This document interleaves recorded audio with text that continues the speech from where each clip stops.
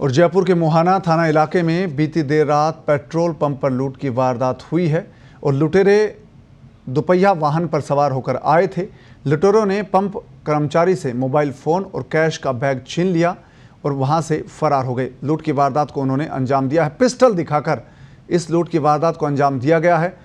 Police लुटेरों की तलाश में सीसीटीवी कैमरे खंगाल रही है और जो कैश कलेक्शन था इस कर्मचारी के पास वो लेकर भाग गए थे और इसके बाद कर्मचारी ने पीछा करने की कोशिश की, लेकिन दोनों वाहनों पर सवार होकर जो बाइक सवार होकर लोग आए थे मौके से फरार हो गए। आप देखिए किस तरह से पेट्रोल भराने के लिए लोग यहाँ पर आए थे और इसके बाद आते ही एक युवक ने पिस्टल निकाला और कर्मचारी को डराया। इसके बाद दूसरा युवक वहाँ पहुँचा, उसने जो पेट्रोल पंप कर्मचारी है उससे बैग छीन लिया जिसमें कैश रखा हुआ था और इसी तरह से उसका मोबाइल भी छीन कर ले गए ताकि वो किसी का फ़ोन ना कर सके।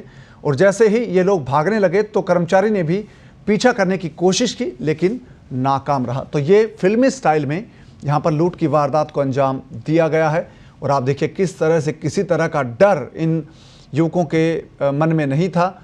युवक आए, उन्होंने इस लूट की वारदात को अंजाम दे दिया और ये पता होता है लुटेरों को कि वहाँ पर सीसीटीवी कैमरे लगे होते हैं, बावजूद इसके किसी तरह का डर उनके मन में नहीं था। और आप देखिए पिस्टल दिखाकर लूट की इस वारदात को अंजाम दिया गया है।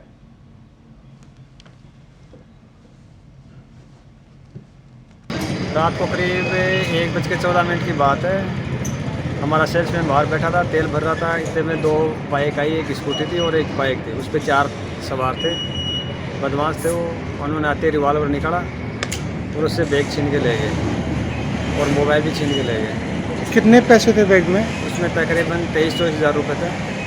तो पुलिस को फ़ोन किया? हमने सूचना भी की लेकिन पुलिस टाइम पे पूछे नहीं। पुलिस सुबह आई 7 बजे के तकरीबन।